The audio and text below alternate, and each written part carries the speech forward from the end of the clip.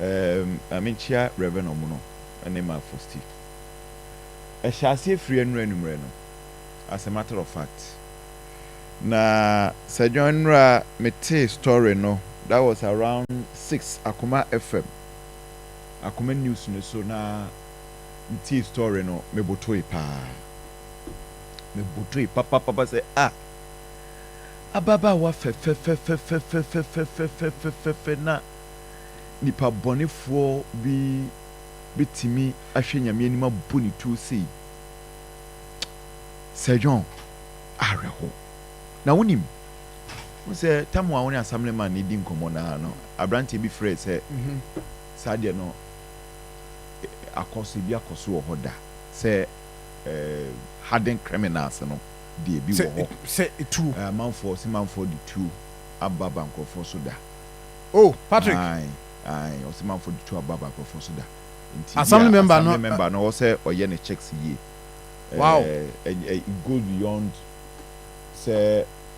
a month for within bank for back. Or say the only moment say be a review uncle for ye when almost snatching crofo near ma. Sir John said ye antico for movie. To crofo for any pane fray say I'm Roberts. But your crofo for me ba my voice note and tuja. 0539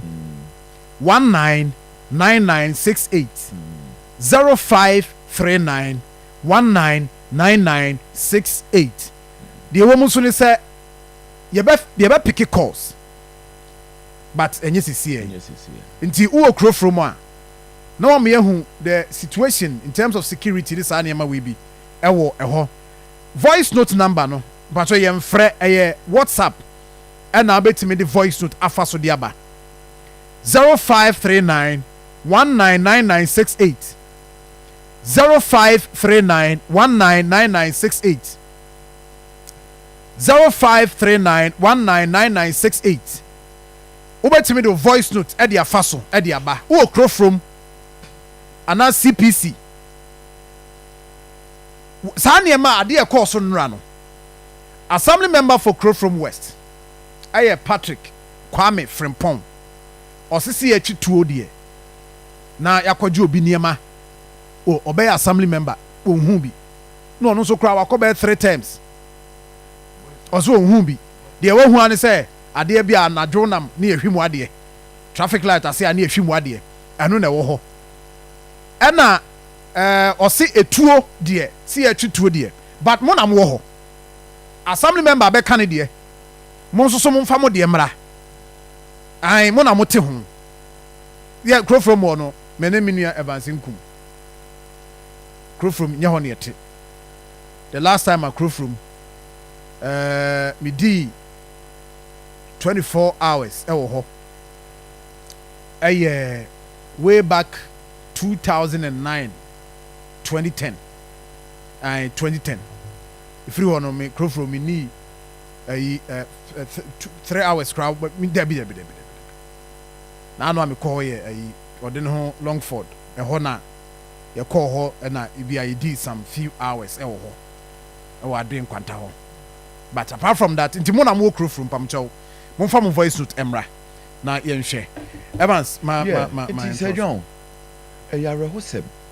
na enra esi na awia kataban yo avia because 3 p.m. the next way busy hey Sir John na enipa e wo ho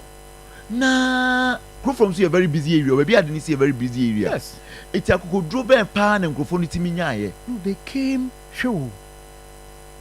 if you listen to the account or mama in a Rambo style o da bi it was a well calculated plan na me che say wo mo pitimi kura benya kokodro abo bi to woni pem atumoto ko well calculated I know then but you see oka man for beka se bia o ya sound xenophobic se bia wo omom pa ho ho no Sir John enima bi say ni ana Ghana for no Ghana ni kura bitimi aye den sure I'm telling you Evans you be film Sir John me you be film Ghana for no Ghana ni ntimi nya sa kokodro no Evans tie grow from your baby a amanfra ho pa amanfo baby the Nigerians, the Burkinabes, what have you. Sir John, Minister Post for Bayo dear. So, but would you be jama? But me the message say mobile phone, sorry, mobile money operators, no. Ebe ya nkomo mumu yi na nka mo ne aposifo ne nkasa yi. So, na merchant phone de nya hwekura no. Wo betimi anya aposifo moto yi se baabi e wo no. Se bi anka ahana ebi a ye obi a be nipa be 5 6 or more or more pretty momo na. You betimi amomo police protection. So, se bi a enye station bi na ombe setting up a ebi a police visibility for your musu moto yi bia miensa enan bi betimi awa around they are heavily armed inti eje omto omunya information bia no ma rush in na Sir John those days no na you will devise be a friend pager I quite no ho mobile adie bi say umia a send signal to ebi a who use pager and me use bi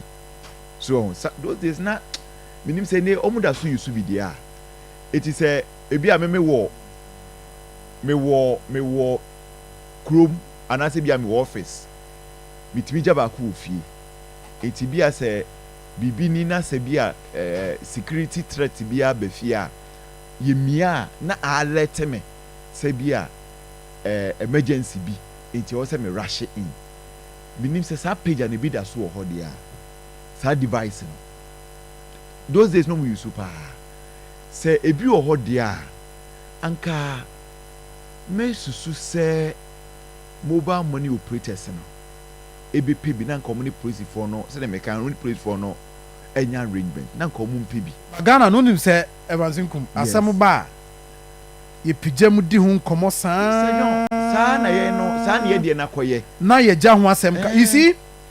ade we buy ma me kai say mobile money operators womo issue statement ema womo kra no that discussion mo yes so time bi duru ho a there's a time period bi a wo say omo pon when I say kusajo 3 p.m. there said you no say o de jani na no say no 3 p.m. there yes period yes a period yes but I'm saying say and common bar extend beyond sabia daytime the any and the moja a lady in the moja na and from sam look at the from inano and you see nti how a busy place pa very busy Sir John omo ne police for international and American say device no say bi o system ni mu a omo pebi onim Sir John it we nka e ba yi eno ane say ohun say threat aba no no amia it ebe BP wo the nearest police visibility wa around no mo aba say device no wo ho those days na omo use super so no mo use super eno kasa bi animu eti say if you are under threat and as a bia boni bi obi person odi boni a eno anso wa mia etu mia baby a police ni wo ana obi a obetimi aboa wo bia no ebe man alert say ebi a wakwa hohihiem na omo so etimi ayiwe sure enra hefa after this incident no me number bi ha na me hu say boys mienu bi timu hefa I'm saying mu ha ba bi ana be show mu dem say we come na nkrofo yi na akwa be pie ha yo so oh yeah me boys studio sometimes we instinct to me oh yeah na boys we na me ko yimi ti wo yeah ko yimi ti down ha ya nti omu free asafo end sa na bi room wo hai shell ho no me show mu hu no mu moto na me say we come na che say nkrofo yi bi na nkrofo yi da bro makodi boni atoto ma be pie ha omo ne aposi for ne nkasa yie so ho no omo ne omo nkasa yie na arrangement papa bi o metimi ayama wo mo so aye obe call me wobɛkɔ mu ne bi a kasa paa ɛfrɛ ne kasa paa na ahyɛ ebi nhyɛ da nkɔ so yi na akɔyɛ sɛ genuine moma yɛ genuine protection no ano no san komo yi mame ne Joshua Edmondson ɛyɛ